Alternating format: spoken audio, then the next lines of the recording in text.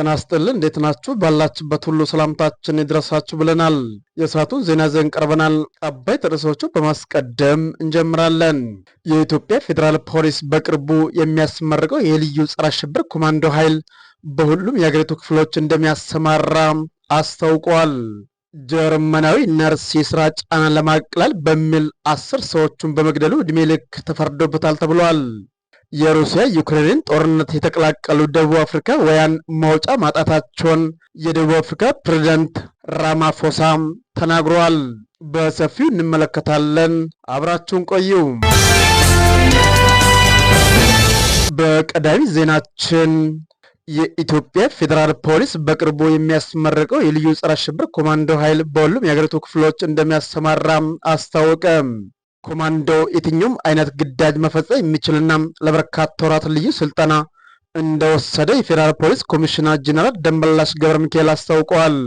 የፖሊስን አቅም በከፍተኛ ደረጃ የሚያሳድግና ተልዕኮውን የሚያሳልጥ ዘመናዊ የትጥቅ አቅም በልዩ ሁኔታ ተሟልቷል።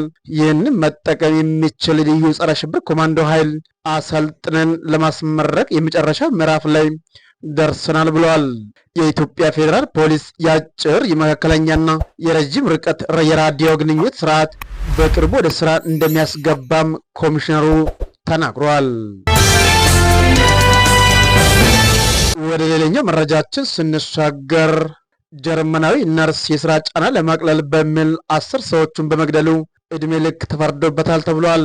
በጀርመን በጽኑ ሕሙማን ክፍል ውስጥ ይሰራ የነበረው ነርስ 10 ሕሙማንን በመግደልና 27 ሰዎቹ ላይ ደግሞ የግድያ ሙከራ በማድረግ ወንጀል ጥፋተኛ ሆኖ በመገኘቱ የዕድሜ ልክ እስር ተፈርዶበታል ተብሏል። አቃቤ ሕግ ስሙን በይፋ ያልገለጸው ይህ ነርስ ስራውን ለማቅለል በሚል የህመም ማስታገሻ ወይም የእንቅልፍ መድኃኒት የተሰጣቸው አዛውንት ህሙማን መድኃኒት በመስጠት እንዲሞቱ አድርጓል ብሏል። ነርሱ ይህን ወንጀል የፈጸመው እንደ አውሮፓውያኑ ከታህሳስ 22 2023 እስከ ግንቦት 22 2024 በምዕራብ ጀርመን በኡርሰላን ባለ ሆስፒታል ነው ተብሏል። መርማሪዎች ነርሱ በሙያ ላይ እየሰራ በቆየባቸው ዓመታት የታዩ አጠራጣሪ ጉዳዮች ላይም ተጨማሪ ምርመራ እንደሚያደርጉም ተገልጿል። አዣንስ ፍራንስ ፕሬስ ነርሱ በኡርሰላን በሚገኘው ሆስፒታል እንደ አውሮፓ አቆጣጠር በ2007 የነርስነት ሙያ ስልጠና ከወሰደና ካጠናቀቀ በኋላ ከ2020 ጀምሮ ተቃጥሎ ይሰራ ነበር ብለዋል።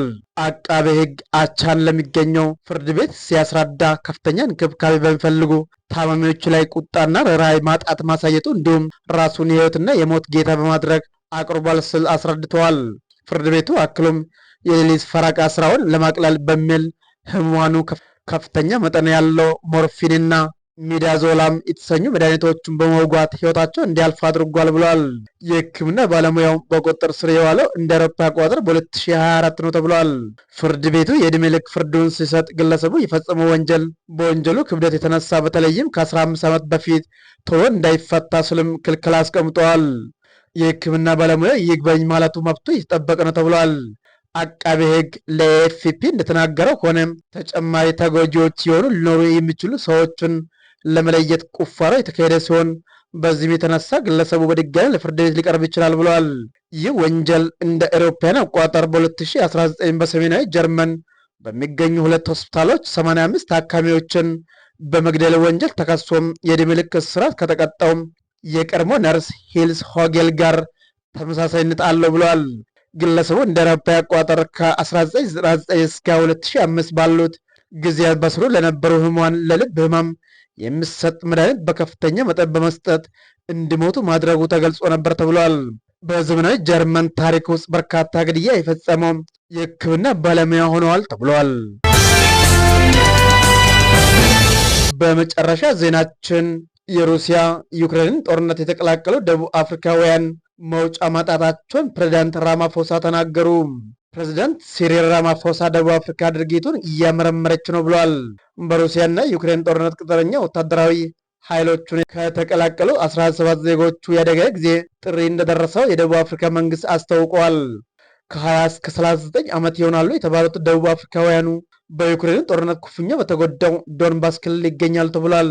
የደቡብ አፍሪካ መንግስት ቃል አቀባይ እንዳሉት ከሆነ ሲሪል ራማፎሳ ወጣቶቹ ቅጥረኛ ወታደር ለመሆኑ እንዲመለመሉና የተደረገበት ሁኔታ እንዲመረመር ትዕዛዝ ሰጥተዋል። መግለጫው ደቡብ አፍሪካውያኑ የግጭቱ የትኛው ወገን ወግኖ እየተዋጉ እንደሆነም አልተጠቀሰም። በደቡብ አፍሪካ መንግስት ካልፈቀደው ውጭ ሀገር ቅጥረኛ ወታደር ወይም ተዋጊ ሌላ ሀገር መንግስት መዋጋት ህገወጥ ነው ብለዋል። የሀገሪቱ መንግስት ወጣቶቹ በሚያማልል የስራ ቅጥር ተታለው የቅጥር ውትድርና ኃይሉን እንደተቀላቀሉ ጠቅሷል። ቃል አቀባዩ ቪንሰንት ማይግዌና አክሎ የደቡብ አፍሪካ መንግስት ተዋጊ ዜጎቹን ለመመለስ የዲፕሎማሲ መንገዶችን ተጠቅሞ እየሰራ ነው ብለዋል። ቃል አቀባዩ 16ቱ ቅጥረኛ ተዋጊዎች ከዋዙሉ ናታሊ አካባቢ ሲሆኑ አንዱ ደግሞ ከምስራቅ ኬፕ መሆኑ አስታውቋል። ፕሬዚደንት ራማፎሳ እና ደቡብ አፍሪካ መንግስት ከውጭ ሀገር ወታደራዊ ተቋማት ጋር የሚሰሩ አካላት ወጣቶች ላይ የሚያደርጉትን ብዝበዛ ያወግዛሉ ብለዋል። በደቡብ አፍሪካ የስራ አጦች ቁጥር ከ30 በመቶ በላይ ሲሆን ከነዚህ ከፍተኛ ቁጥር ያላቸው ወጣቶች ለሐሰተኛ የስራ ምልመላ ተጋላጮች መሆናቸውን ተንታኞቹ ይናገራሉ። ቢቢሲ ሩሲያ በአፍሪካ ያላትን ተጽዕኖ ለማስፋት እየሰራች መሆኑን ማስረጃ አግኝተዋል። በምዕራብ አፍሪካ ይንቀሳቀስ የነበረው ዋግነር ቡድን መሪ ከተገደለ በኋላ በሩሲያ መከላከያ ሚኒስቴር የሚመራው አፍሪካ ኮርፖረስ የተባለ የቅጥረኛ ወታደራዊ ቡድን ሙሉ ለሙሉ ተክቶታል ተብሏል።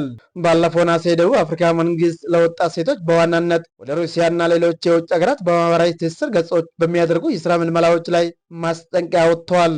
የቢቢሲ የምርመራ ዘገባ ወጣት ሴቶች ወደ ሩሲያ አላቡጋ ልዩ የኢኮኖሚ ዞን ተወስዶም ድሮን አፍሪካ ውስጥ እንዲሰሩ መደረጉን አራግጧል። 1000 ይጠጋሉ ተብሎ የሚገምቱ ሴቶች ከመላ አፍሪካና ደቡብ ኤዥያ ተመልምለው በጦር መሳሪያ ፋብሪካ እንዲሰሩ ተደርጓል።